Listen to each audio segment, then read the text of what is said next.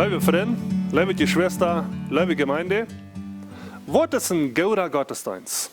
Was ist ein feiner Gottesdienst?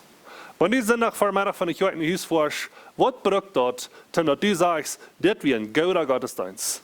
Wieder das gute Gesang, oder die gute Musik, oder die gute Botschaft, oder bloß einfach Gemeinschaft haben vor dich weg, oder nur dich weg.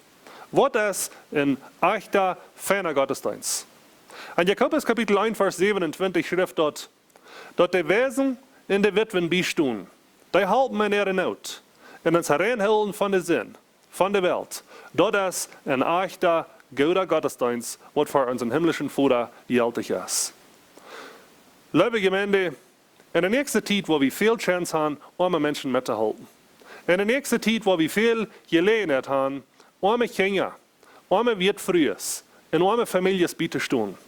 Die Zeit, wo wir bei sind, bringt das durch, dass wir wollen keine Mitteilung von dort, was wir haben.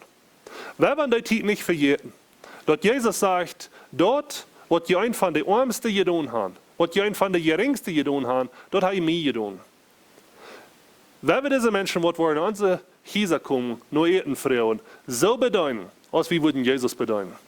Wenn wir nicht vergessen, dass so, als Jesus wollen bedeuten sind, so wollen wir diese Menschen bedeuten. Wenn wir viel Weisheit brauchen, wenn wir Gott am Weisheit fragen, wo wir in dieser Zeit wollen können, armen Gottesdienst durchbeuten, was ihm gefällt, mit anderen Menschen deuten, mit dort, was wir können mitteilen. Wenn wir diese Menschen, das Wort Gottes mitteilen, wenn wir die halten geistlich, wenn wir die halten emotional, und wenn wir die halten wirtschaftlich, mit ihnen so wie wir können. Mag Gott uns viel Weisheit geben. In dieser Zeit, das Ding, wo das vierte Ding ist, wo unser Abgabe ist auf dieser Welt, so zu tun, dass Gott zufrieden ist mit uns. In dieser Zeit.